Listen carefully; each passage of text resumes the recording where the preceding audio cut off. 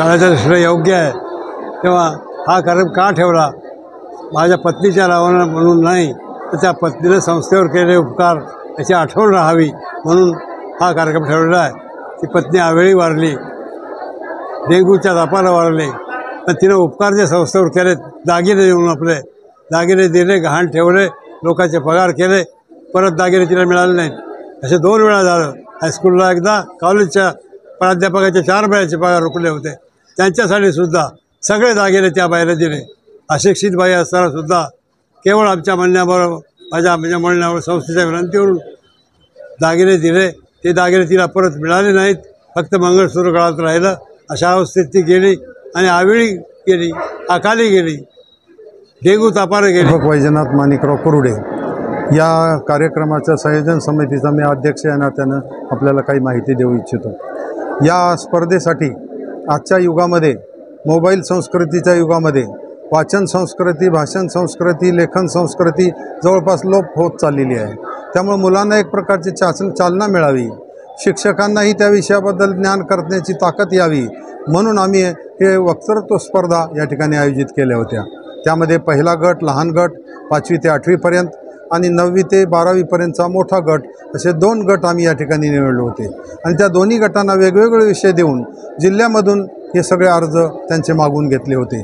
या स्पर्धेमध्ये 100 जवळपास स्पर्धकांनी भाग घेतला. मुलींची संख्या सुदैवानं सगळ्यात जास्त आम्हाला पाहायला मिळाली आणि मुलींचं भाषणही भरपूर प्रमाणात चांगल्या प्रकारे आम्हाला ऐकायला मिळाले. तुम्ही पाहतच असाल, या स्पर्धेमध्ये विजयी झालेले बहुतांश मुलीच आहेत, फक्त एकच मुलगा आहे. बाकी सगळ्या 5 मुली या ठिकाणी स्पर्धेमध्ये यशस्वी झालेले आहेत. म्हणजे पुन्हा एकदा स्त्री शक्तीचं प्रदर्शन या ठिकाणी आम्ही करू शकलो.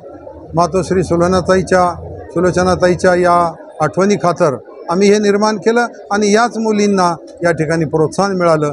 यामध्ये आम्हाला खूप आनंद आहे. ही संयोजन समिती, या सर्व स्पर्धकांचे आणि तुम्हा पत्रकारांचे मी आभार मानतो आणि अशाच प्रकारे ही प्रगतीसाठी, लोकांना प्रोत्साहन मिळण्यासाठी हे कार्यक्रम घडवणं किती आवश्यक आहे हे या कार्यक्रमाच्या निमित्तानं मी जाहीर करत आहे. धन्यवाद. जय क्रांती. मी कुमारी सानिका संतोष खंडागळे, वर्ग 10वीची विद्यार्थिनी, श्री शिवाजी हायस्कूल माणिकनगर नांदेडमध्ये शिकते. तर 6 ऑक्टोबर 2024 रोजी श्री शिवाजी हायस्कूल माणिकनगर नांदेडच्या शाळेने स्पर्धा आयोजित केली होती. तर त्या स्पर्धेमध्ये आम्ही सहभागी झालो होतो. त्या स्पर्धेमध्ये मातोश्री स्वर्गीय सुलोचनाताई कुरुडे यांच्या आठवणीबद्दल, यांनी या संस्थेला दिलेल्या योगदानाबद्दल ती स्पर्धा आयोजित केली होती. तर आम्ही मातोश्री स्वर्गीय सुलोचनाताई कुरुडे यांच्या खूप खूप आभारी आहेत की त्यांच्यामुळे आम्हाला व्यासपीठ उपलब्ध करून मिळालंय म्हणून. नमस्कार, मी पल्लवी भास्कर उपलवार, श्री छत्रपती शिवाजी हायस्कूल येथील विद्यार्थिनी, जिल्हास्तरीय वक्तृत्व स्पर्धा यामध्ये द्वितीय क्रमांक पटवून मी ते आज उभी आहे.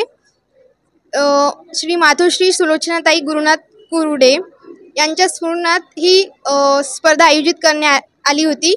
या स्पर्धेमध्ये आम्हाला कळाले की श्री सुलोचनाताई गुरुनाथ कुराडे मॅम ह्यांनी संस्थेबद्दल काय केलं व कसं केलं हे सगळी माहिती आम्हाला या बक्षीस वितरण सोहळ्यामध्ये आज 9 सप्टेंबर 2024 कळालं आणि त्यांनी कशा प्रकारे केलं हे योगदान आम्हाला सरांनी सांगितलेत. अशा प्रकारे हे कार्यक्रम सोहळा साजरा करण्यात आला. धन्यवाद.